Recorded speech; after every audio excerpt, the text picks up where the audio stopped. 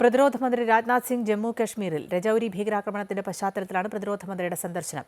രാജ്നാഥ് സിംഗിന്റെ നേതൃത്വത്തിൽ ശ്രീനഗറിൽ ചേർന്ന ഉന്നതതല യോഗത്തിൽ സുരക്ഷാ വിലയിരുത്തൽ നടത്തി. പൌരന്മാർക്ക് ആപത്തുണ്ടാകുന്ന തരത്തിലുള്ള വീഴ്ച പാടില്ല എന്ന് പ്രതിരോധ മന്ത്രി സൈന്യത്തിന് നിർദ്ദേശം നൽകി.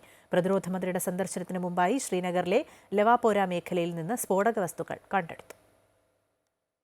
ഭീകരാക്രമണത്തിന്റെയും പാക് ഭീകരവാദികളുടെ നുഴഞ്ഞുകയറ്റ ശ്രമങ്ങളുടെയും പശ്ചാത്തലത്തിലാണ് പ്രതിരോധ മന്ത്രി രാജ്നാഥ് സിംഗ് ജമ്മു കാശ്മീരിലെത്തിയത്. സുരക്ഷാ സാഹചര്യം നേരിട്ട് വിലയിരുത്തിയ പ്രതിരോധ മന്ത്രി ഉന്നത സൈനിക ഉദ്യോഗസ്ഥരുമായി കൂടിക്കാഴ്ച നടത്തി. സൈന്യത്തിന് സർക്കാരിന്റെ പൂർണ്ണ പിന്തുണയെന്ന് രാജ്നാഥ് സിംഗ് പറഞ്ഞു. കൂടുതൽ കരുതിയിരിക്കണമെന്നും രാജ്നാഥ് സിംഗ് സൈനികർക്ക് മുന്നറിയിപ്പ് നൽകി. പൗരന്മാർക്ക് ആപത്തുണ്ടാകുന്ന തരത്തിലുള്ള വീഴ്ച പാടില്ലെന്ന് പ്രതിരോധ മന്ത്രി കൂട്ടിച്ചേർത്തു. സൈന്യം ചോദ്യം ചെയ്യലിന് കസ്റ്റഡിയിലെടുത്ത 3 പേർ ദുരൂഹ സാഹചര്യത്തിൽ മരിച്ച സംഭവത്തിന്റെ പശ്ചാത്തലത്തിലാണ് പ്രതിരോധ മന്ത്രിയുടെ പരാമർശം.